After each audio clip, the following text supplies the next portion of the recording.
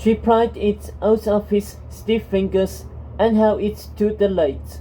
Someone had drawn on it. "It's the camera seal," said Agatha. "But around the sword, now there's—" "The snake knows we're looking for him," Sophie said, ashamed. Fingers quivering, Agatha turned the page over. It was one of the beaver's maps of Avalon, streaked with Chadwick's blood, fingerprints smeared through it. Only as they looked closer, they saw they weren't fingerprints. They were paw prints. Paw prints that looked a lot like the ones belonging to a beaver that just left with their friends. The two girls locked eyes, faces stunning with horror. Then they heard someone scream. Sophie, first loyalty. "Sophie, hurry!"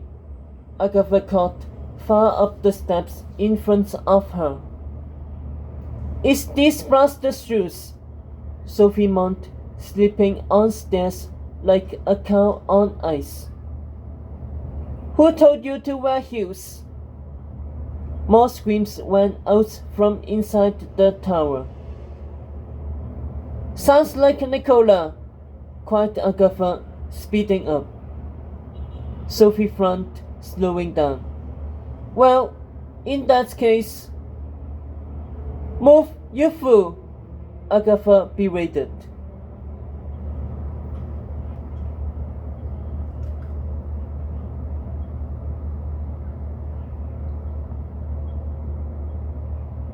Sophie scurried after her, resorting to crawling on her hands and heels, wondering how she was huffing like a hog while Agatha, who ate every cookie in a 50-mile radius, was sprinting up the stairs with ease. But soon she reached the top and was hustling behind her friend towards the stone door, still open as silver. Both girls threw their weight against it, barely shoving it ajar, before Sophie's heels lost traction in the snow and she face planted with a shank.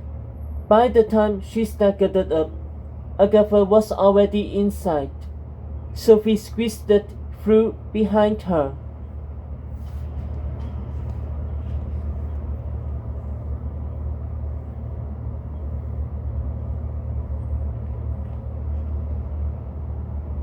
It was pitch dark. "Aggie," Sophie wheezed. "My finger glow won't light," Agatha sat nearby.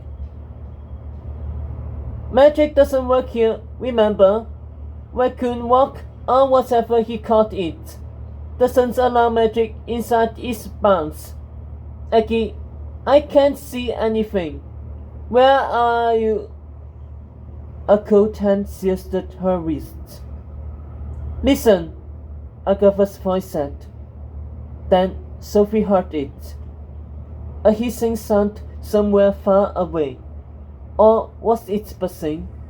Like a set of pipes leaking air. Another scream echoed. This time a boy's. "Come on," Agatha said, yanking Sophie down the tunnel. "I hate it when you treat me like your sidekick," Sophie said, stumbling behind. "I'm a dean, and you're not even queen yet. If anyone's a sidekick here, is—" They slammed into a wall and careened to the ground. In her haze of pink, Sophie thought they were back at school, folded by the invisible barrier on Halfway Bridge that had set their original fairy tale into motion. But as the pain wore off, she could feel Agatha lumber up next to her, hands on the wall. Sophie heard the strange hissing behind it, along with muffled voices. "They're inside," I hear them, she said. She thrust her ear to the stone, trying to hear more, and felt it creak under her weight.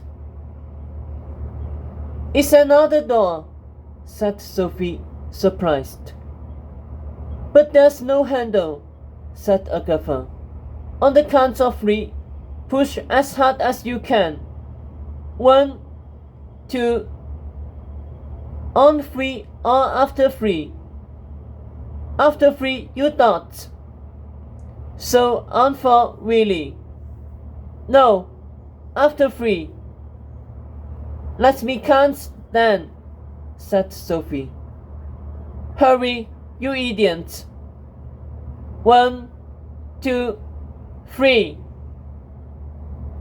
They shoved the door as hard as they could and plunged through into a breeze of daylight. Watch out! Hot's voice cried.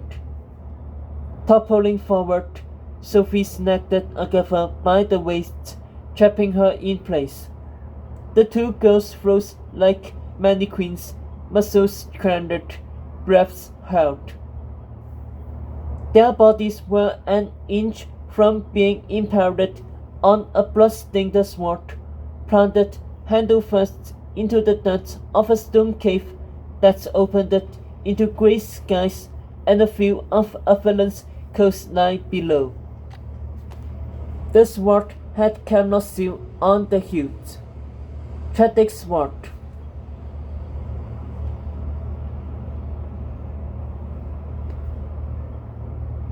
Curled around it were 2 king cobras hissing with forked tongues, mimicking the webbed Camelot seal that's seen on the map in Chadwick's dead hands. Behind the sword were dozens of treasure chests, hanging open and empty, with black velvet lying inside, and the same snake and sword and blow carved on the outside. But that wasn't the most ominous sight, because as Sophie peered closer, she saw now that the chests weren't empty at all.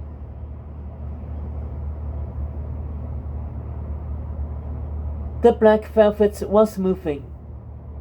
Snakes, hundreds of them, thin black weapons slowly slithering out of the chest and slipping into the sand. Don't move, said Nicola's voice above her. Slowly, Sophie's eyes lifted and saw the crew clinking the echoes on the ceiling of the cave.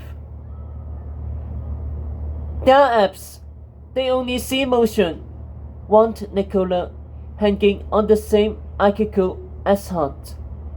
I read about them in the Brahman and the Jackal.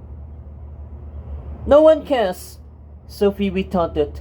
All we care about is, are they deadly? Why do you think we're up here?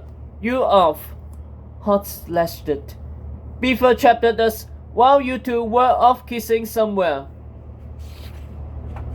Sophie's eyes burned, not just because Hot had never been so rude, but because even if the apes hadn't spotted her and Agatha, the cobras had.